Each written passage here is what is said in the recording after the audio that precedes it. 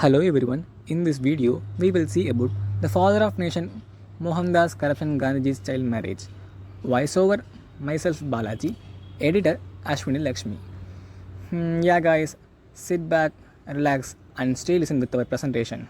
He knows that he shall have to swallow many such bitter thoughts in the course of this narrative because it's a very painful duty to record his marriage at the age of 13 as he see the youngsters of his same age about him who are under his care and think of his own marriage.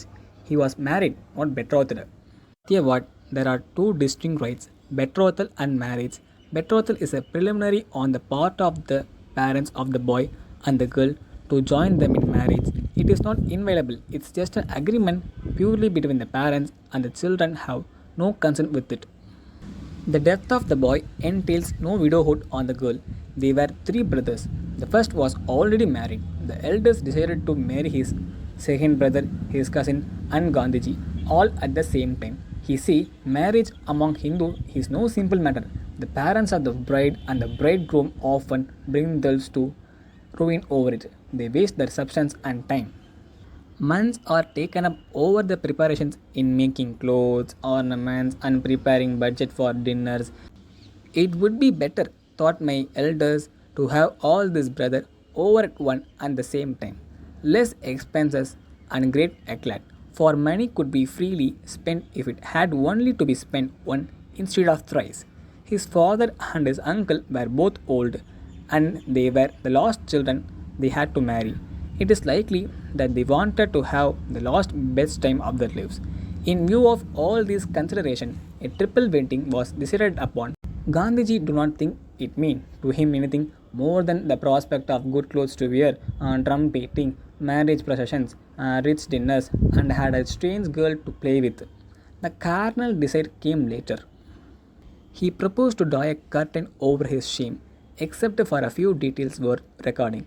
To this he shall come later, but even they have little to do with the central idea he have kept before him in writing this story. So his brother and himself were both taken to Porbandar from Rajkot.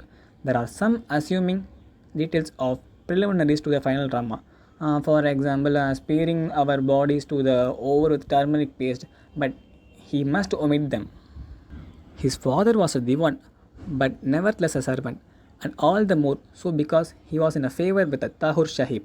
The latter would not let him go until the last moment, and when he did so, he ordered for my father special stage coaches, reducing the journey by 2 days.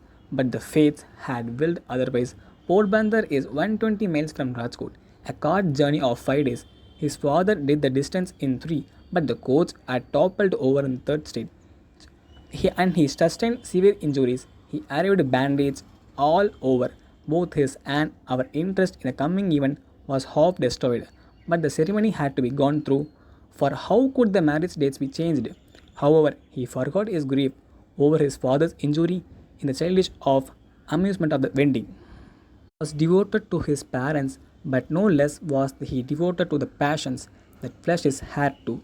He had yet to learn that all happiness and pleasure should be sacrificed in devoted service to his parents. His father put on a brave face in spite of his injuries and took full part in the wedding. As he think of it, he can even today call before his mind's eye the places where he sat as he went through the different details of the ceremony.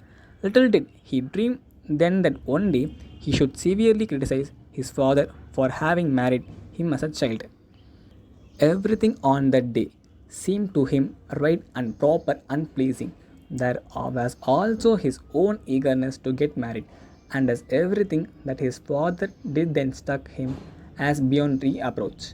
The recollection of those things is fresh in his memory. He can picture to himself even today how they sat on our wedding and how they performed the Saptabadi and how they, the newly wedded husband and wife, put their sweet consent into each other's mouth and how they began to live together. And then after, and oh, that first night, two innocent children had unwittingly hurled themselves into the ocean of life. His brother's wife had thoroughly coached him about his behavior on the first night. He do not know who had coached his wife. He have never asked her about it, nor am he inclined to do so now. The reader may be sure that they were too nervous to face each other. They were certainly too shy. How was he talked to her and what was he to say? The coaching could not carry him far, but no coaching is really necessary in such matters. The impression of the former birth are potent enough to make all coaching superfluous. They gradually began to know each other and to speak freely together. They were the same age. That's all about the lesson, guys. So, finally, the conclusion point of myself where there is a love, there is a life. Thank you.